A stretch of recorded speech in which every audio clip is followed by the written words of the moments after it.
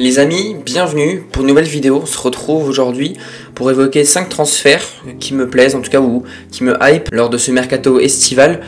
Donc 5 transferts qui sont pour moi, attention, en dessous des 20 millions d'euros, ou allez, moi j'en ai mis un à 20,5, mais voilà, il me hypait tellement que je me suis dit, bon allez vas-y, pour 500 000 euros, on va pas faire les radins.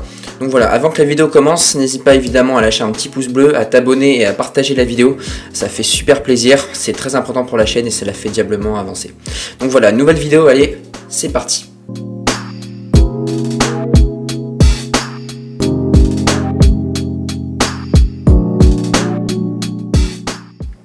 Donc ce que je vous propose, c'est qu'on commence avec mon coup de cœur. Évidemment, j'en parle souvent sur les réseaux sociaux.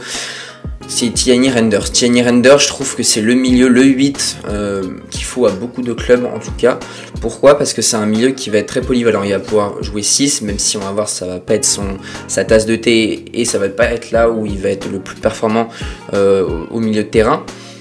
Ça va être pour moi plutôt un 8 qui va être de grande taille et qui a éclos assez tard aux yeux du grand public, à savoir vers 23-24 ans.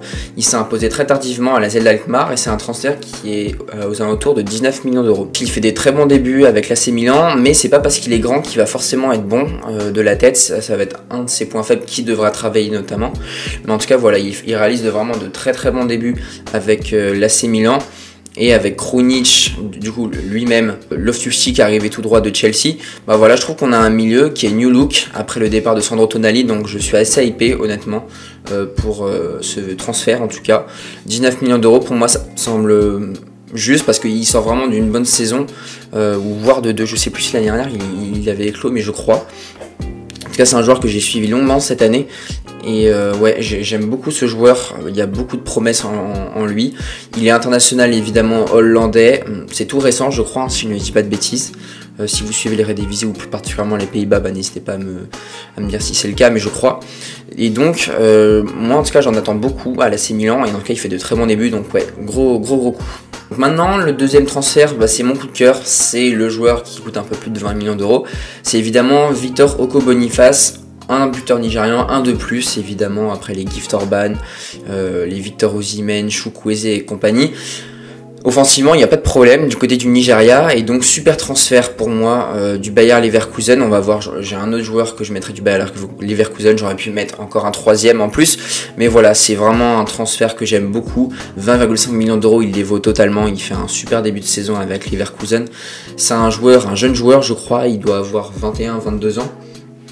Ouais voilà, 22 ans, je vois de sur mes notes, ouais 22 ans. C'est un buteur qui a fait vraiment ses preuves l'année dernière du côté du championnat belge en Jupiler Pro League et avec l'Union Saint-Gilloise. Donc voilà, on reste dans le nord de l'Europe. On passe de la Belgique en Allemagne. Donc un transfert qui est très intelligent. Bon, 20 millions d'euros, faut quand même les mettre. Mais pour moi, voilà, il les vaut. 20,5 pour être précis. C'est un buteur qui va être diablement efficace de par son physique et de par sa polyvalence. C'est-à-dire que ça va être à la fois un bon finisseur, mais un joueur qui va pouvoir jouer ailier gauche et à la fois buteur. Ça va être un peu une sorte de Memphis Depay bis avec la technique en moins, je dirais. Et c'est un joueur qui va pas hésiter à prendre la profondeur, mais également à utiliser son jeu de corps. Un joueur assez physique, un peu à la Romelu Lukaku notamment.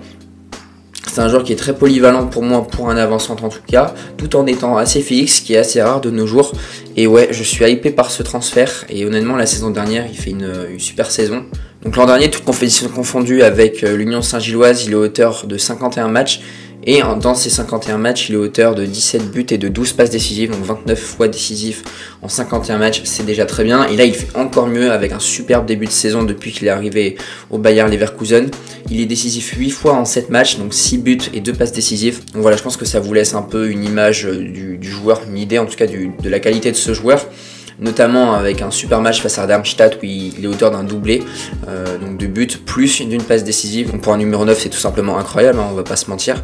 Donc voilà, ouais, gros coup de cœur pour moi, Victor Oko-Boniface, 22 ans seulement, évidemment titulaire avec enfin appelé en tout cas avec la sélection nigériane. Donc ouais, gros coup. En troisième lieu maintenant, encore un buteur, bon cette fois qui a joué dans le championnat de France en Ligue 2 et puis quelques matchs en Ligue 1. Évidemment, je parle de Georges Mikotadze, pour moi, qui a fait ses preuves en Ligue 2, qui a vraiment ébloui la Ligue 2 de son talent. Pourquoi rester à Metz? Et franchement, il était au-dessus du lot. Honnêtement, je voyais pas pourquoi il allait rester à Metz. Et donc, il choisit d'aller à l'Ajax Amsterdam. Donc, il y avait d'autres clubs qui étaient sur lui là, comme ça de mémoire, je m'en souviens plus. Mais voilà, l'Ajax Amsterdam qui pose 16 millions d'euros, qui avait besoin d'un buteur. Ils ont recruté Georges Mikotadze dans les derniers instants du mercato. Et Georges Mikotadze, j'ai envie de dire, comme il est formé à l'OL, j'ai envie de faire un parallèle avec un joueur qui est également formé à l'OL et qui joue à l'OL, à savoir Alexandre Lacazette. C'est à peu près la même taille, bon, hormis que, dans le profil en tout cas, que Georges Mikotadze aime prendre la profondeur un peu plus qu'Alexandre Lacazette. Mais voilà, sinon, même taille, un peu quasiment le même profil hormis la profondeur. C'est des joueurs qui aiment vraiment bien créer, bien redescendre pour essayer de créer du jeu. Il peut également, Georges Mikotadze, jouer ailier gauche, ce qu'il a fait l'année dernière avec le FC Metz. Il a fait des très bons matchs cette année en Ligue 1, notamment face à Marseille, où il marque un but notamment. Il est décisif, je crois, sur les 2 premiers matchs avant de quitter le FC Metz pour l'Ajax Amsterdam. Donc c'est vraiment un bon joueur qui n'hésite pas à créer le jeu, qui est assez rapide également. En tout cas, c'est pas une lacune pour lui.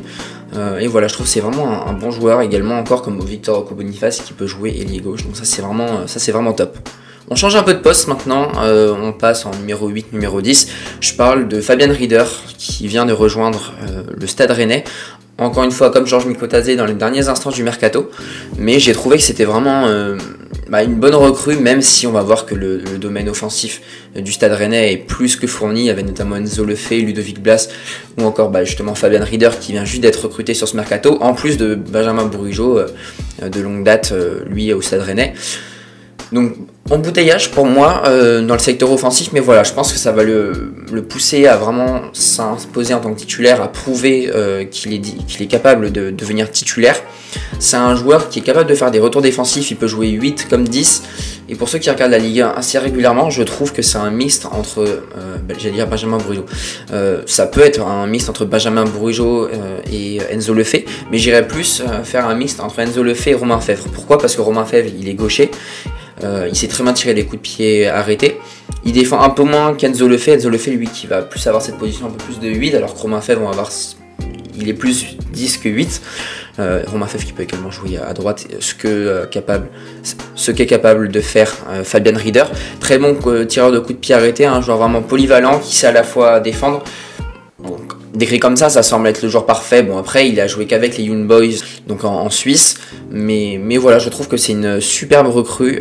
J'attends de voir. Pour 15 millions d'euros, je trouve que c'est vraiment un très très très bon coup.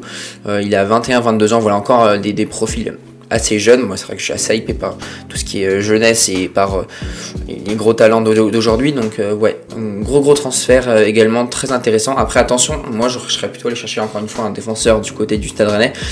Qui plus est avec Arthur Théat qui a des velléités de départ, donc attention à ça. Bon, il va peut-être partir cet hiver ou cet l'été prochain, mais voilà, attention quand même défensivement, voilà, même si le secteur offensif est plus que fourni avec Goubry, Martin Terrier et les joueurs que je viens de vous citer. Donc ouais, très intéressant secteur offensif du côté du Stade Rennais.